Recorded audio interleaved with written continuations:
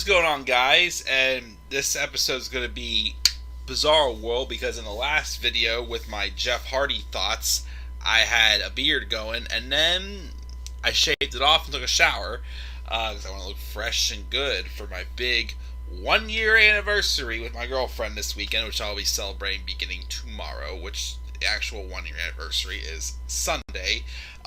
But, you know, it is what it is. But what is going on, guys? This is the Club of the Man 1993. We are here live for a very late night review on this Friday evening as we talk about this past week's episode of AEW Dynamite, the December 8th, 2021 edition of Dynamite. It is the go-home show for next week's special, Winter is Coming, and it took place in the Bizarro Town. And I say Bizarro Town because, holy smoke, the first portion of the show was nuts. But in Long Island, New York. It is, of course, the hometown of one of the best heels, one of the most hated men, one of the biggest jackasses in the wrestling business, MJF, Mr. Maxwell Jacob Friedman. Cody Rhodes was booed in his hometown in Atlanta last week. This week, though, MJF is the biggest hometown hero in AEW. And that's what the fans told us in this episode. Especially the first, 30, 45 minutes, however long that opening segment was in the Dynamite Diamond Battle Royale. And, it was quite an experience. Outside of that, we also had a pretty solid women's match with Rio and Jamie Hayter. A couple of little, odds and ends. We had a couple other matches that were being set up as well for next week. And a pretty good main event. I give this one the slight edge over last week's episode. Last week's episode I thought was solid. This one, although I thought it was more on the solid side also, I just liked it just a slight bit better, in my opinion, than last week's show, which is why I gave it the grade that I gave it. But without further ado, again, it is late at night. We're going to roll through here, and I got to get up at 8 o'clock tomorrow morning, so we're going to roll through and talk about this episode.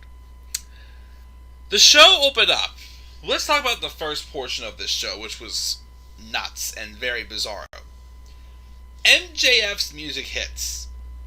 The crowd that usually boos erupts as the hero had just come home.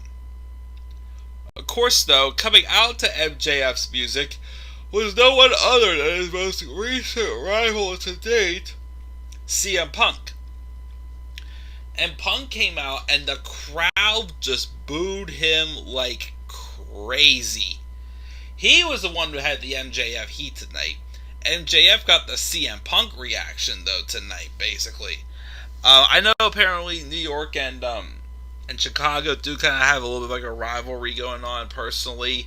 I don't know if that really played into factor this, because, again, CM Punk got cheered in New York, probably because he was going up against John Cena at the time. But Punk, even though I don't think he really expected what he got, I thought he played his role very good. He let himself embrace like a heelish side to him. Obviously to make fans boo him, but to cheer on MJF, even though he is a true jackass of the company. But Punk even started making some hockey references and such, and then MJF came out and he scores off with the promo for them. And then it sets up for the Dynamite Diamond Ring Battle Royale. So for those who forgot how that goes, the match ends when 2 people are remaining, and those 2 people will fight the following week for the Dynamite Diamond Ring. And those, of course, end up being MJF and Dante Martin, Dante Martin already turned his back on Team Taz. Kind of wondering why they even did in the first place. Gotta see what we're going to lead to. But if it's just give him a boost, and even if he does win the Dynamite Diamond Ring from MJF next week, it's a great work in progress, I would feel like, for sure. But the part that I really like to talk about is towards the end. Dante Martin again had turned on Team Taz, and Ricky Starks was trying to beat the crap out of him. Um, Now MJF was going to walk up the ramp, but then the crowd was acknowledging him. You want me to go back? Want me to go back? He goes, nah, he keeps going. And again, you want me to go back? Want me to go back? Nah, he keeps going. And finally, the third time he caves and he goes back again. He gets to a shoving match with absolute Ricky Starks, but then it turns out it was a ruse, and they were both on the same team at the same time. To beat down Dante Martin, but yet Dante still won the match. I think next week is the match for the Dynamite Diamond Ring between MJF and Dante. Kind of hoping Dante gets it. He's definitely like a very interesting upcoming star. So I think like if anybody would be a fresh opponent for MJF to put over, definitely be Dante winning that ring. Just my opinion. But yeah, literally CM Punk being booed, MJF being cheered. It was definitely a bizarro world of an episode, pretty much. Jurassic Express and Varsity Blondes team up, and they defeated the Acclaimed in 2.0 by submission. Eddie Kingston also tried to cut a promo until 2.0 attacked him, and then Pride and Powerful also got attacked by 2.0 as well. I guess that's the feud. I don't know. The Young Bucks also took on Best Friends. Chuck Taylor and Rocky Romero with Orange Cassidy in his corner. Solid match. It was fine. It wasn't as good as I would expect from the Bucks, but it was still fine for live TV.